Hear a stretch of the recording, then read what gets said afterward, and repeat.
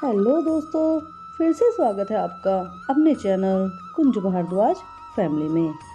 इसमें हम सत्यनारायण भगवान के चौथे और पांचवें अध्याय का श्रवण करेंगे। तो बोलिए सत्यनारायण भगवान की जय। सूत जी बोले, साधु बनिया मंगलाचार कर और ब्राह्मणों को धन देकर अपने नगर की ओर चल पड़े। साधु के कुछ दूर जाने पर भगवान सत्यनारायण की उनकी सत्यता की परीक्षा की जिज्ञासा हुई। इसी से वे प्रेरित होकर उन दोनों के पास जाते हैं और भगवान उनसे पूछते हैं, हे साधु, आपकी नाव में क्या भरा है? तब धन के मद में चूर होकर दोनों महाजन हंसते हुए प्रभु से कहते हैं, हे दंडी, क्यों पूछ रहे हो? क्या धन लेने की इच्छा है? हमारे नाव में तो बेल और पत्ते भरे हैं। उनकी ऐसी वाणी सुनकर तुम्हारी बात सच हो जाए, ऐसा कहकर भगवान दंडी सन्यासी का रूप धारण किए हुए भगवान कुछ दूरी पर जाकर बैठ जाते हैं।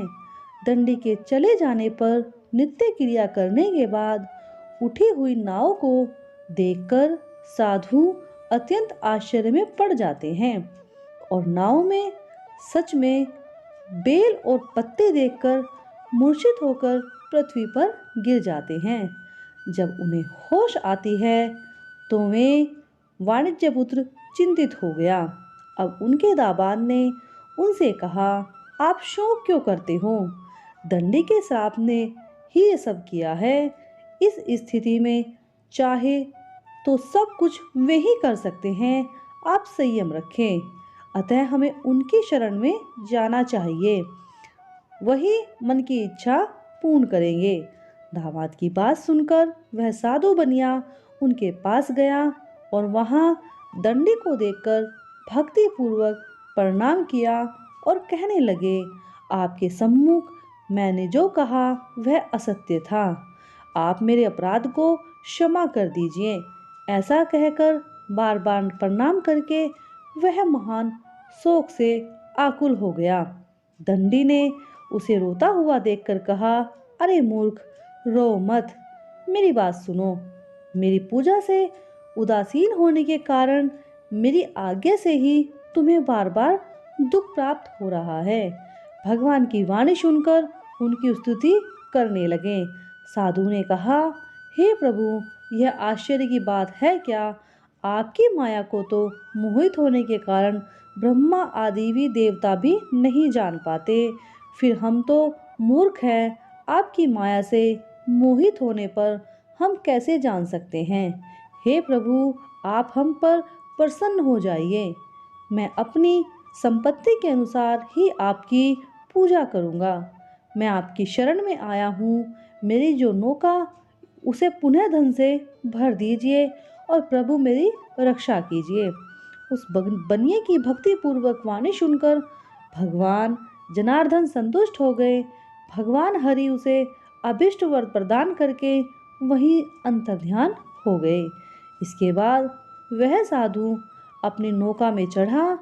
उसे धन धान्य से परिपूर्ण देखकर भगवान सत्यनारायण देव की कृपा से हमारा सब मनोरथ पूर्ण हो गया, ऐसा कहकर सब जनों के साथ भगवान की विधिवत पूजा की। भगवान श्री सत्यनारायण की कृपा से वह आनंद से परिपूर्ण हो गया और नाव को प्रयत्न पूर्वक संभालकर अपने देश के लिए प्रस्थान करने लगा। साधु बनिया ने अपने दामाद से कहा, अब हम नगर के समीप आ गए हैं, इसलिए हमें दूत को भेजकर अपने आने का समाचार भिजवाना चाहिए। जब वे दूत को अपना समाचार लेकर नगरी भिजवाते हैं, दूत नगरी जाकर उनकी पत्नी को बताते हैं कि आपके पति दामाद सहित नगर के निकट आ चुके हैं। ये सुनकर उस सेठ की पत्नी अपनी बेटी से कहती हैं, मैं पति के दर्शन के लिए जा रही हूँ, तू भी सत्यनारायण की कथा समाप्त करके वहाँ आ जा। अब प्रसाद की अवज्ञा देखकर भगवान सत्यनारायण फिर नाराज हो गए और उन्होंने बनिए सहित और उस नौका को फिर से डुबो दिया।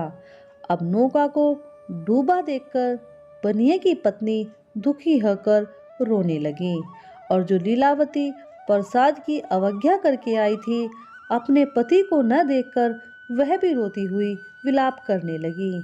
उन दोनों को विलाप करता हुआ देखकर आकाशवाणी हुई, तुम्हारी कन्या प्रसाद छोड़कर अपने पति को देखने चली आई थी, इसी के कारण इनका पति अदृश्य हो गया।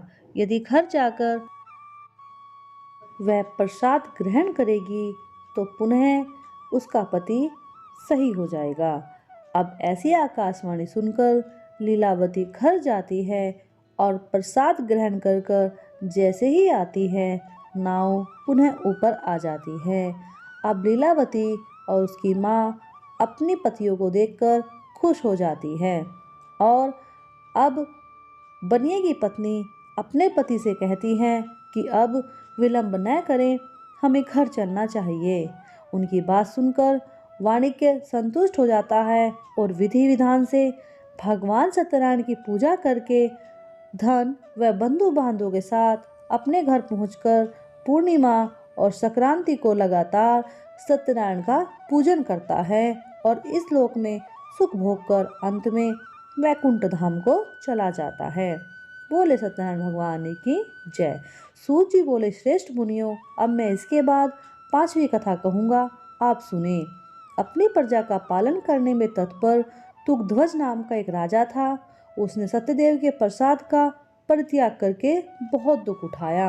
एक बार वह वन में जाकर वहाँ बहुत से पशुओं को मारकर एक वृक्ष के नीचे बैठ जाता है। वहाँ उसने देखा कुछ गोपालगण बंधु बांधवों के साथ भगवान की पूजा कर रहे हैं। यह देखकर अहंकार के कारण न तो वह वहाँ जाता है, न भगवान को प्रणाम करता है और न ही प्रसाद ग्रहण करता है, अपने नगर लौट आता है।